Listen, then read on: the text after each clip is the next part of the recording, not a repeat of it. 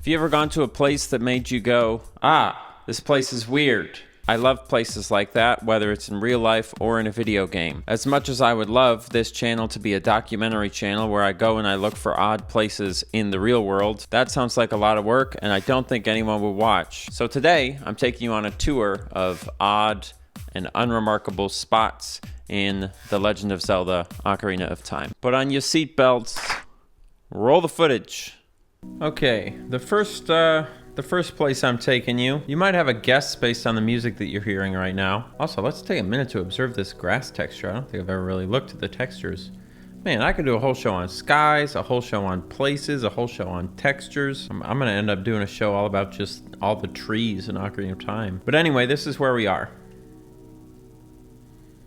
You have any idea based on this?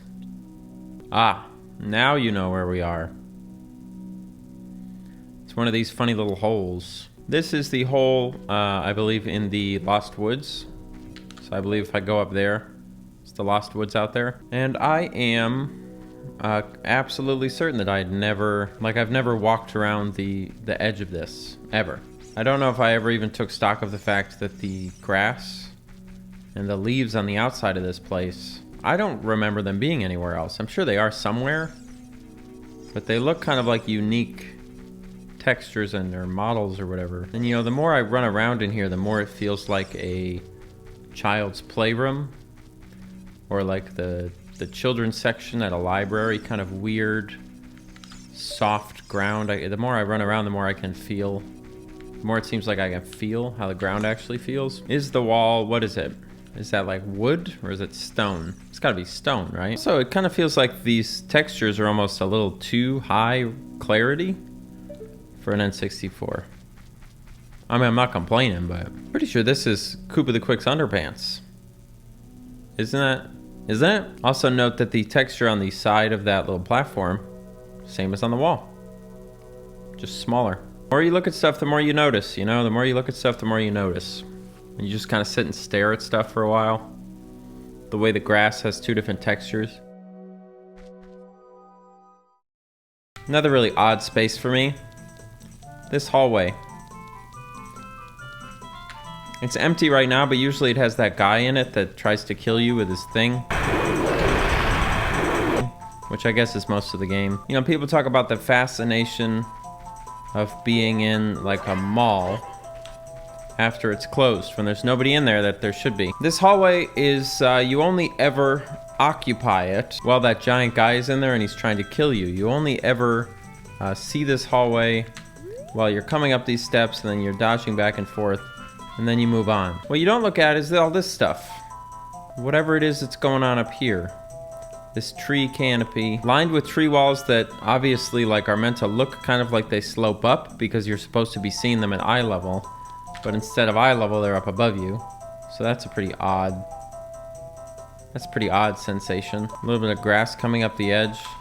Is it meant to look like I'm in the grass and like that is the edge of the grass? Or is the grass growing up the wall? I don't really know. But yeah, this hallway, this formerly only transient hallway, it's a weird thing. It's a weird thing. What are those, Doritos? You've played Ocarina of Time. Everybody knows what the Master Sword room in Ocarina of Time looks like. Pedestal, big room, big window. But do you? If you're thinking to yourself that this doesn't look right, you would be correct. This is the Master Sword room in the Temple of Time in a preloaded configuration with very tight walls. A tiny, creepy room. Usually you can, you know, the whole pedestal goes all the way around. You can get behind it.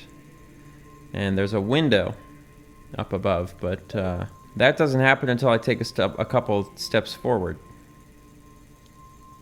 Like that. And then we get the room we know and love.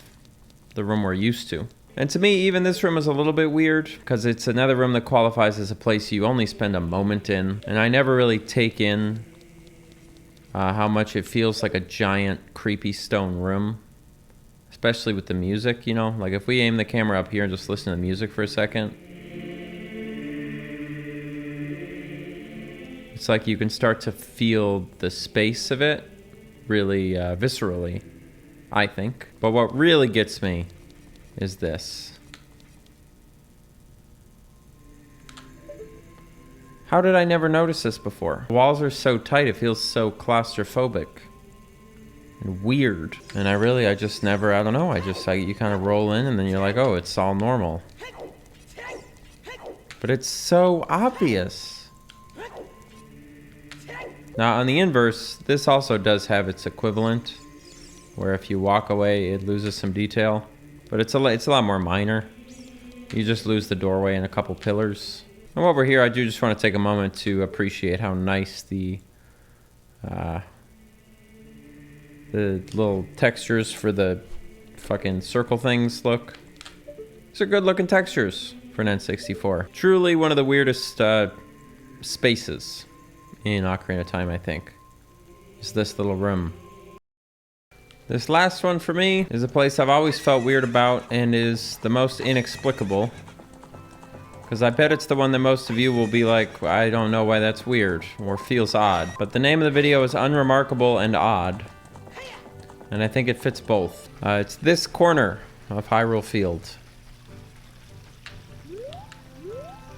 This is a really weird feeling spot to me. You know, there's a lot of images that come to mind when I think about Ocarina of Time.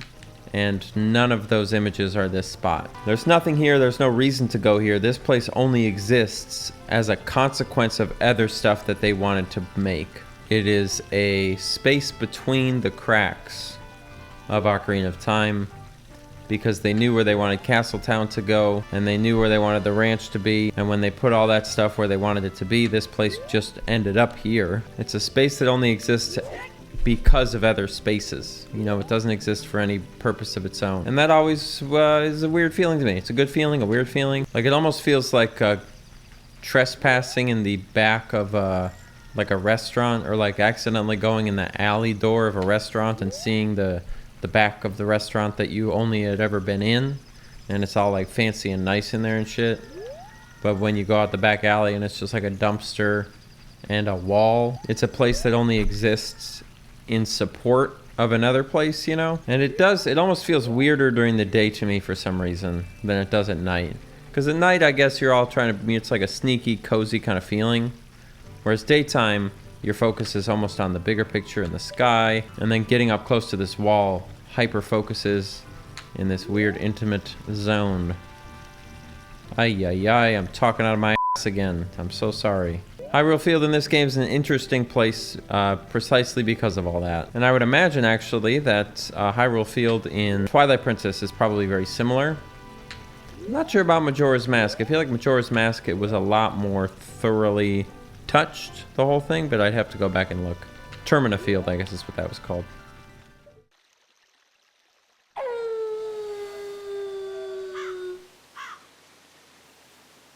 I always get such a weird feeling after I go to look at a bunch of places like that. I think one of the things that actually makes this type of thing better in a video game context than in real life is because the reason it works is because it's a place we're all familiar with, that we're seeing in kind of a new way. Whereas if I was just like, look at this cool bench I found outside, you'd be like, I've never been to this bench. I've never been to the city that you're in. I have no memories of this bench. I have no familiarity. This bench, I'm sorry, is just a bench. But all of us have been to these same spaces in this digital context. So we're all coming at it with a shared common experience. I guess that's why it works. This stuff is just so neat. Thank you for watching. If you enjoyed this video, please, in the comments, write, I enjoyed this video. Please make more videos like this. That will help me decide when I'm looking to make my next video, whether I should make a video like this or a video like something else.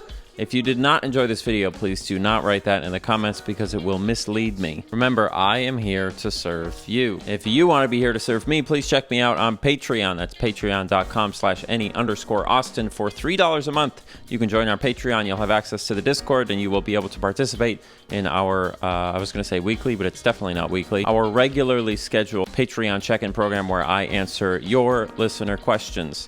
That is a Patreon exclusive video series. You may check it out for $3 if you want. If you have no interest in Patreon and you have no interest in supporting the channel, great. I'm gonna wrap this video up right this second. As I'm sure many of you know, one of my biggest hobbies is making music. I use that music in every single one of my videos, and with that, I would like to tell you today, please enjoy the song. See you later, everybody.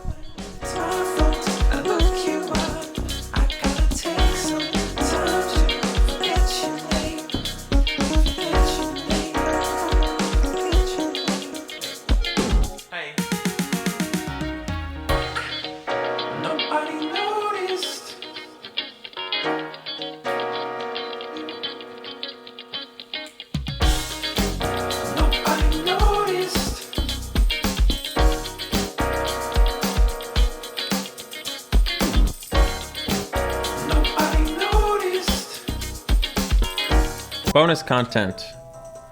It makes me look really weird. Bonus content. It makes me feel weird to look at the sky in the Lost Woods. Does this make anyone else feel a little odd?